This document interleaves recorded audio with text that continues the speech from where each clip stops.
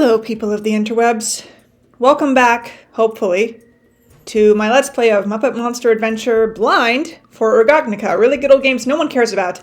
I am Wanderer108, and I am not playing this level blind because I already recorded this. Oh dear. So yeah, apparently, trying to record a blind playthrough when I literally have a 1 in 3 chance of my videos corrupting, wasn't a great idea. But, oh well.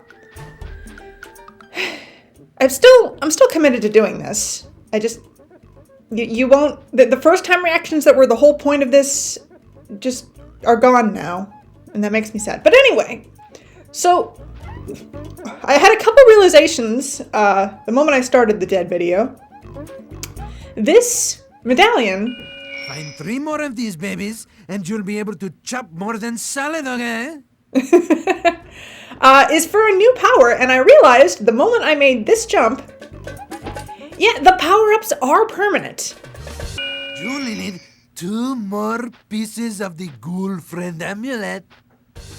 Yeah, and I was kind of concerned. I was like, oh, dear gods, what's Miss Piggy gonna do? And then I saw this door, and I was like, oh, I see.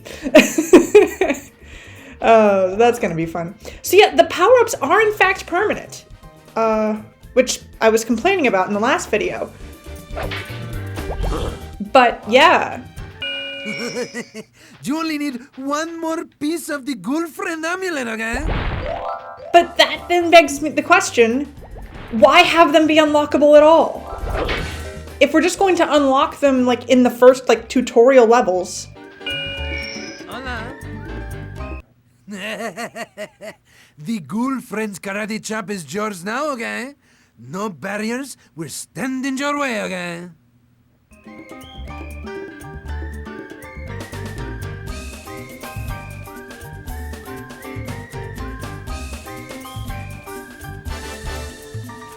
Yeah, so apparently Miss Piggy does this. I didn't really watch the show as a kid. I watched some of the movies, and that was about it. I can't remember if this is something Miss Piggy was known for, but, well, I mean, I know enough about her that it fits. So anyway, yeah, if the power-ups are permanent, why bother unlocking them at all, if we're just going to unlock them all in, like, the tutorial levels? That seems kind of, I don't know, redundant?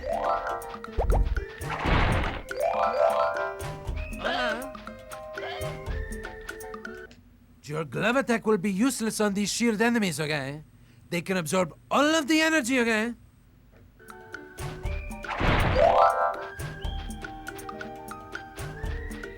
And he's not talking about these guys. Also, we have ice physics. Yay! Anyway, check this out. Not only do the shields absorb the glove blast, but the shields turn red. It's literally just Spyro again, and I love it. That's what I was promised, and that's amazingly what I got. And I'm here for it. But the power-ups being permanent, I question it. Like, why not just make them default moves if they're going to be unlocked in like the first 2 levels and stick for the rest of the game anyway?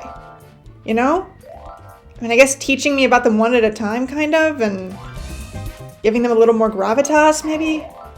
I don't know. I don't love that decision. But it is what it is. And they are still fun. Whee!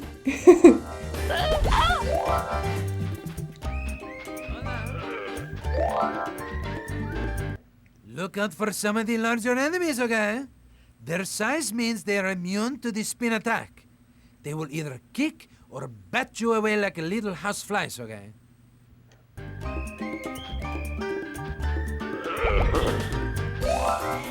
Oh, and this. There's this. Well. Let's see if you can beat Rizzo, okay? I lit up when I realized that Rizzo was in this game. Rizzo was always like my second favorite Muppet after Pepe. Kermit's up there too. And Gonzo. The classics. But yeah, this is basically just the thieves from Spyro 3. Or technically Spyro 1. I just remembered there are thieves in Spyro 1 as well. Yeah, he's not hard. Hey, that tickles. Though I do wonder if I just killed him. Oh dear. I like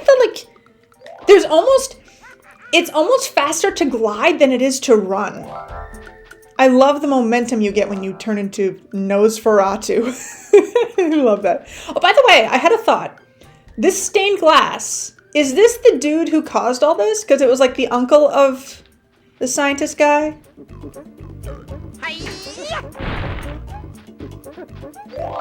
Waka waka woo!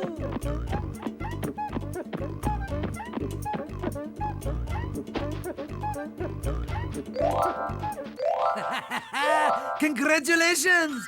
You have collected enough evil energy to open the next level, okay? Whee!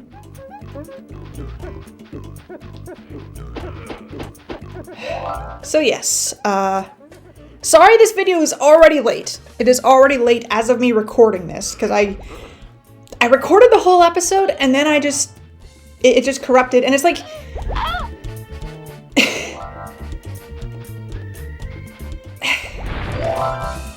I don't know. There's already a part of me that doesn't really love that I chose to do this game blind, because I can't experience it properly, because I have to have the sound basically off for recording while I play. And the music is great. I've noticed that when editing, the music in this game is very Muppets, you know, in the best ways. But I can't experience it while I'm playing. But, See, my problem, my greatest strength and my greatest weakness is that I don't know how to quit. I've already committed to doing this, so I'm going to do it, even though I probably should take what happened as a sign of I should just play this on my own time. But, oh well. Huh. You know, I made this point in the video that was lost, but I wasn't having issues with it at the time.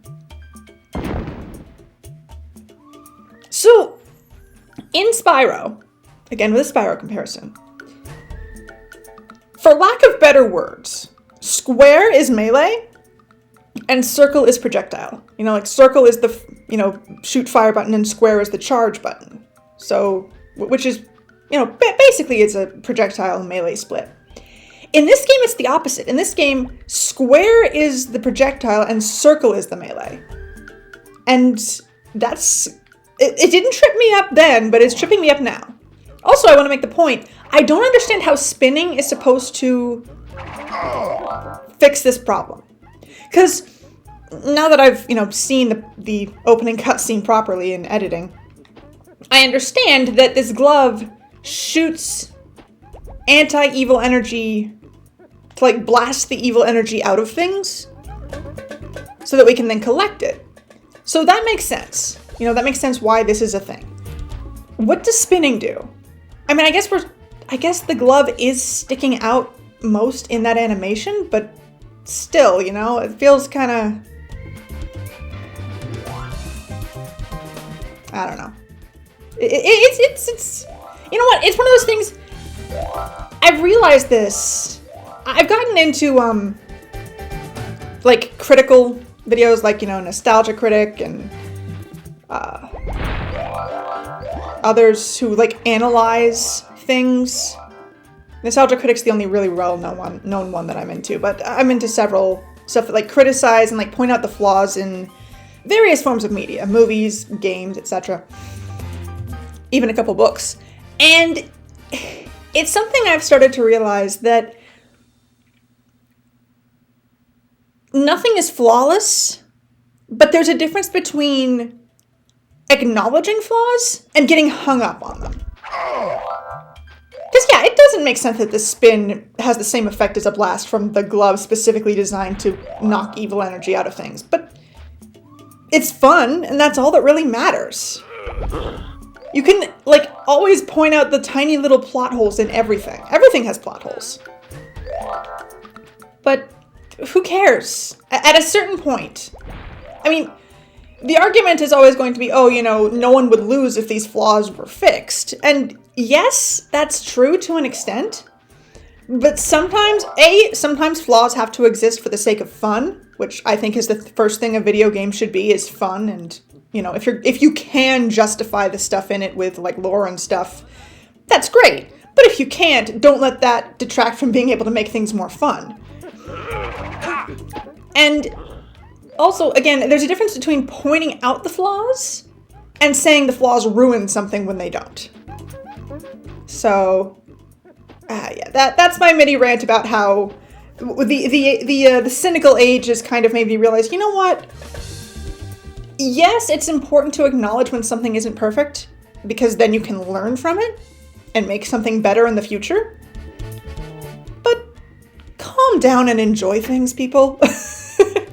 You got to smash this jar, okay? It contains an extra life, which will help you get through the game, okay? I love how Pepe's voice actor adds okays even when the text box doesn't have them. For a different definition of the word love. It is a matter of, you know, it's a bit much.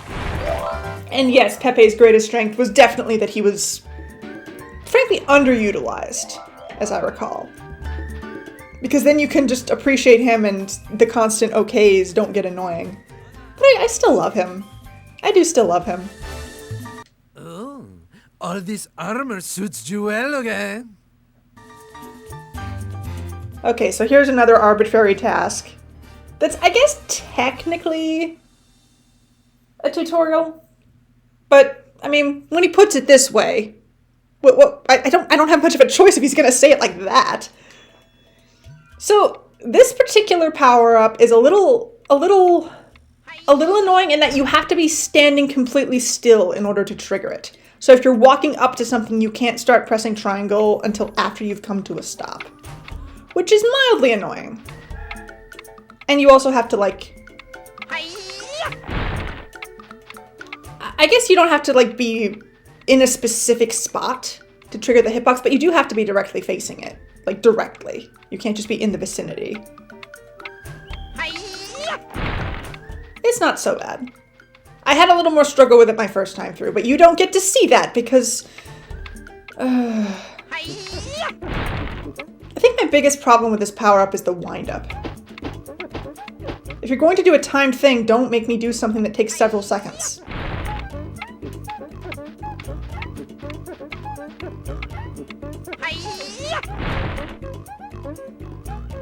Congratulations, okay? Here's that Muppet talking.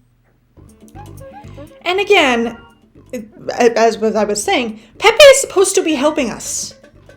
You know, we're trying to save the world from this big, like, spread of evil energy, and he's supposed to help. Why is he withholding the things we need to do that until we complete arbitrary tasks? And the answer is because it is a video game. You know? It was really common in old, like, PS1 era collectathon platformers. That, you know, even your allies would make you complete arbitrary tasks in order to give you the thing you need to help them. And that too, like, that's a flaw. And you can complain about that all day. And, like, yeah, in the universe it doesn't make much sense, but it's more fun.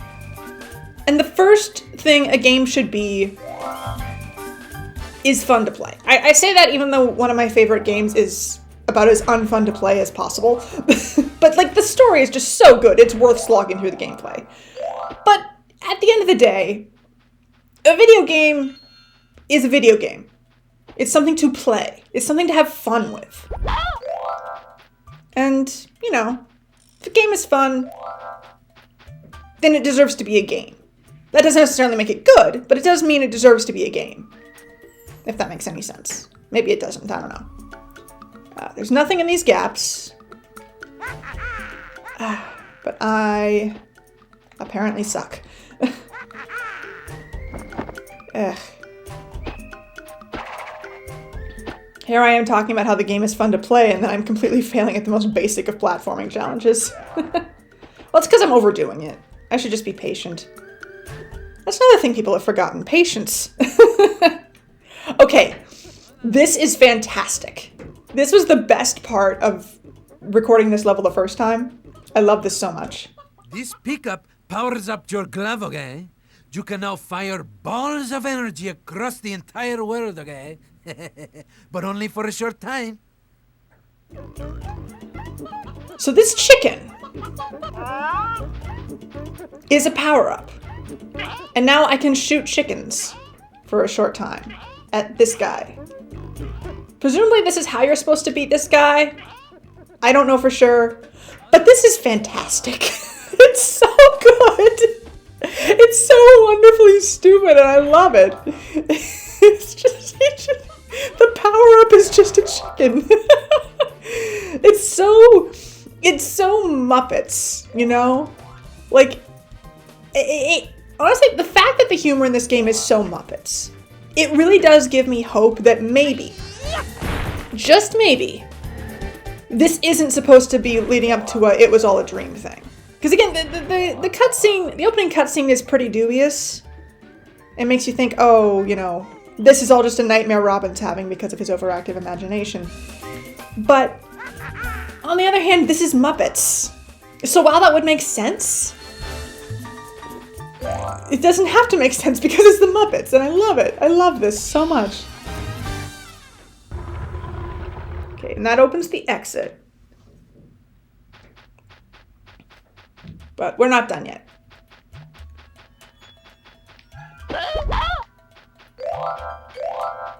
This token is free.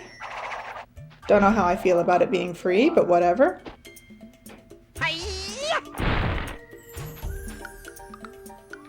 Did I do the thing again? I did. I did do the thing again. Oh no. Okay, so the first time I played through this level, I missed 14 evil energy. I got to the end and I was missing 14 evil energy.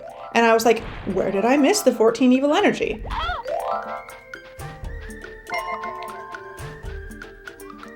Bonus hit point. Very nice.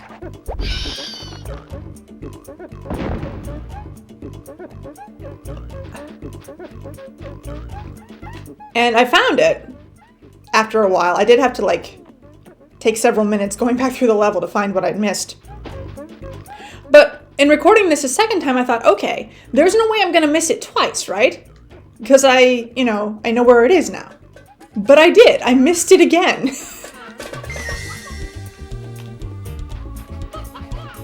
Oh, dearie me. Wait.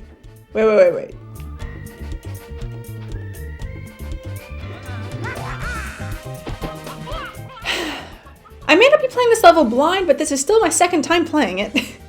And you know, I am going to play through this game again after I record it, just on my own time so I can experience it properly. Oh yeah, down here, duh.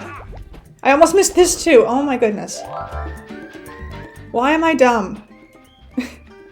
Again, that's a question I ask myself often, and the answer is because I'm human. Anyway, so we went in a big loop twice. I love how this level loops like twice. But I know exactly where I missed what I missed, because I did it last time. It's right here. This little room contains nothing but 14 evil energy. And one enemy, and a checkpoint, to be fair. But, I mean... I guess as a kid, checkpoints would have been valuable to me in this game, but... I'm in my 30s now. I've been playing these games for... I've been playing video games for almost 30 years now.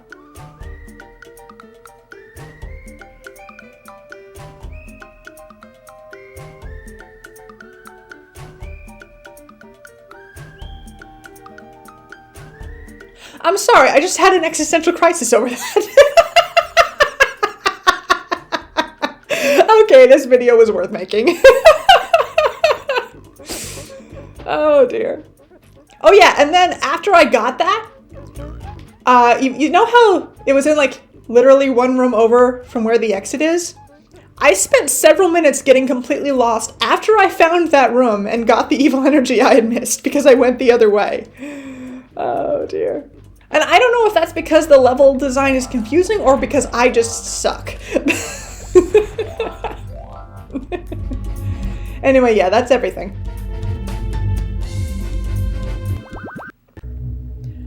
Oh my. If this video corrupts, I'm going to be so mad.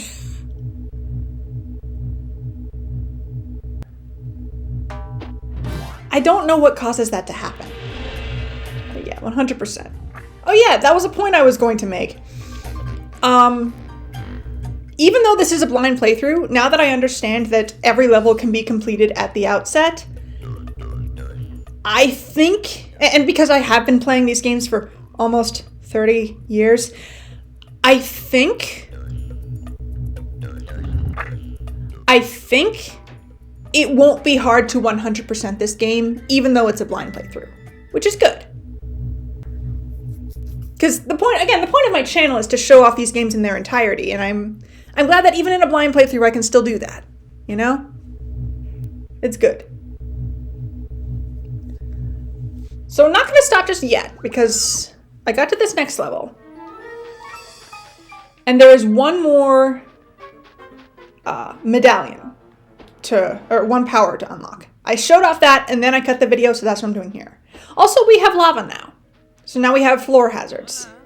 And of course, because this game is tutorialized to heck and back. Oh, that lava is some hot stuff, okay? If you fall in, this will be one very, very short game, okay? Even that's tutorialized. Like, I don't understand lava in a platformer. But again, you have to take into account this could be a kid's first game. That this is made with that in mind. Even though I'm playing it for the first time in my 30s, it was designed to be accessible, which... Very good, okay? Collect 3 more Cur Monster Amulet pieces so you can start getting pushy. You know? Which the original Spyro honestly wasn't very friendly as a first-time game for kids, because it was so under-tutorialized. So, you know, pick your poison. Too much or not enough.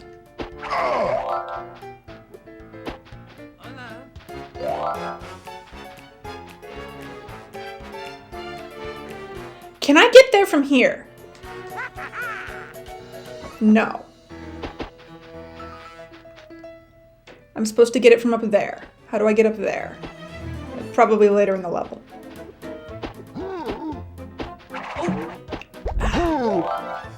I keep tripping up. I keep forgetting. No, square is projectiles. Circle is melee.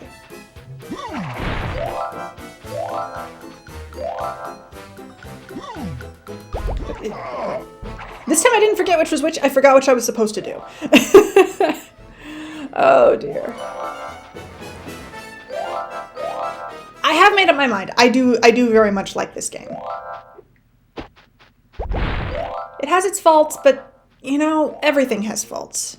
And that's something I feel like people have kind of forgotten, is just everything has faults. You can point out the flaws in literally anything. And people making careers out of pointing out the flaws in things have started to make that kind of feel like a problem, when it's not really, you know? Nothing's going to be flawless. You only need 2 more pieces of the Cur Monster Amulet.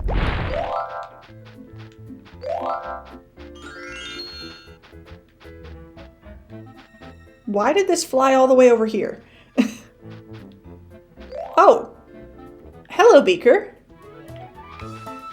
I didn't notice you on my first pass through this level, and I don't know how I'm supposed to reach you. Guessing that'll come later.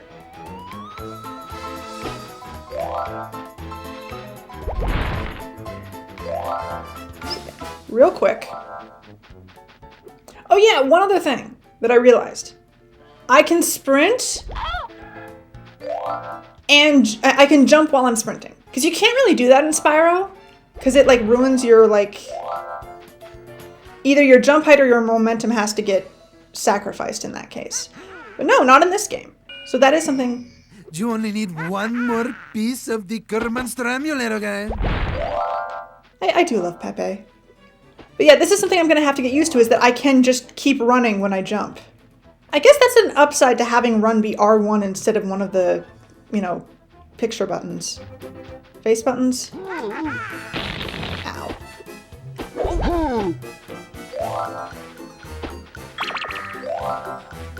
Okay, and here we go. Real quick.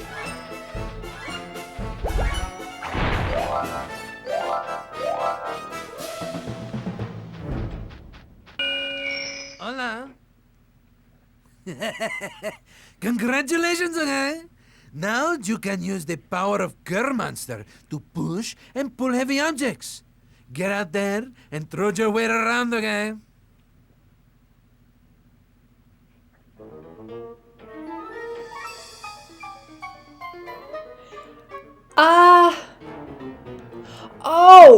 Oh, okay. So here's an issue I was having. Heave-ho. Heave-ho. He kept stopping Heave-ho. and only kept going if I actually held down a face button or a directional button. Yeah, it's a face button and directional button, right? But here's the thing. It's because I was holding down triangle. Heave-ho. If I just tap it, it stays. Okay. Yeah, I'm kind of used to having to hold things down. Anyway, so now you've seen the last power-up in the game, potentially? We'll see. Last one before the first boss fight, at least. So that's going to do it here. Thank you so very much for watching if you did. I really do appreciate it. I hope this video didn't corrupt. And I look forward to seeing you next time.